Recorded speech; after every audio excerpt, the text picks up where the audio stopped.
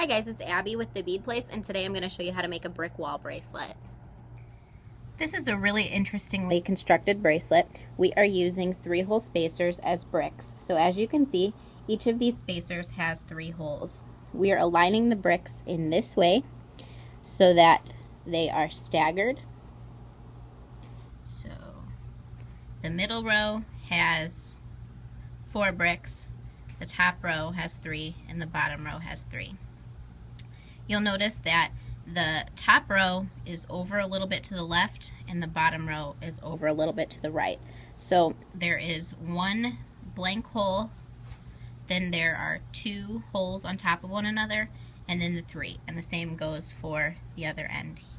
You have 1 blank hole, so we've got 1 blank hole, then 2 together, and then 3.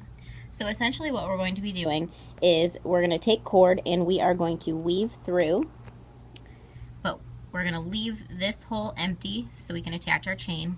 So we're going to start here and we are just going to weave all the way through in a figure 8 and then come back through and reinforce. So I'll show you how that's done.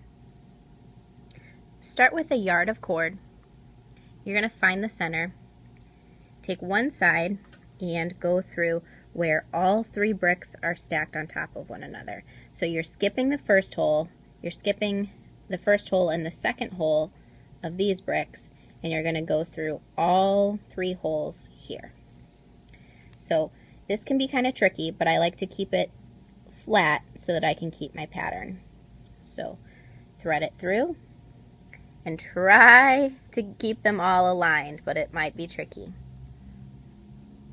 So I like to just kind of work with one side and then go back and get the other ones, or do the other side. So kind of keep it all aligned as best you can and then go back through the next set of holes, and you can kind of arrange them as you see fit. So we're going through the 3rd hole of the copper, the 1st hole of the gold, and then the middle hole, that 2nd hole of the brass. So you can see we're coming out right here. So I'm basically just weaving the cord through. So I'll continue that. I'm going to go through the 3rd hole of the brass, the 2nd hole of the gold, and then the 1st hole of the silver.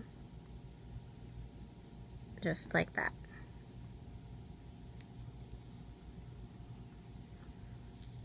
So this tail end over on the, like where we first started, should be equal to the tail end that we're working with. After you've completed all of the passes with that 1 thread, you should be left with something that looks like this. So both of your threads should be coming out on the same side. You'll notice that it appears we've gone through every other hole.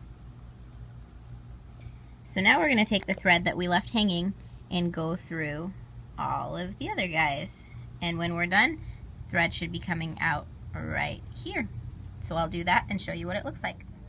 Alright, so this is what it looks like now. So we have threads going through all of the passes from both sides. And now what we're going to do is reinforce. So you're going to go back through to the other side, and I'll show you how to finish it off.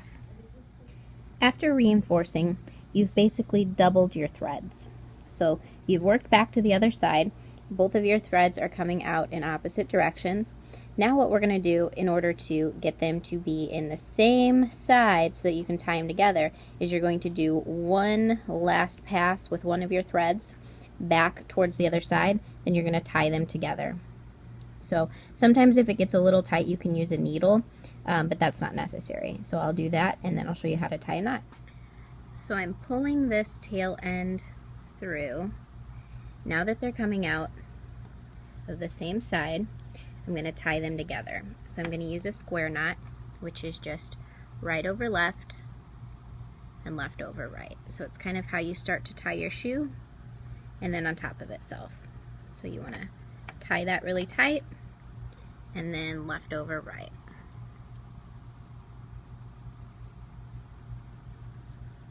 Then you can trim your ends, and what I like to do is just take something sharp like a pen tip or the tip of my pliers and just poke the knot kind of down into a hole. You can apply glue to the knot if you feel like it's necessary, but it will hold for a good long while without.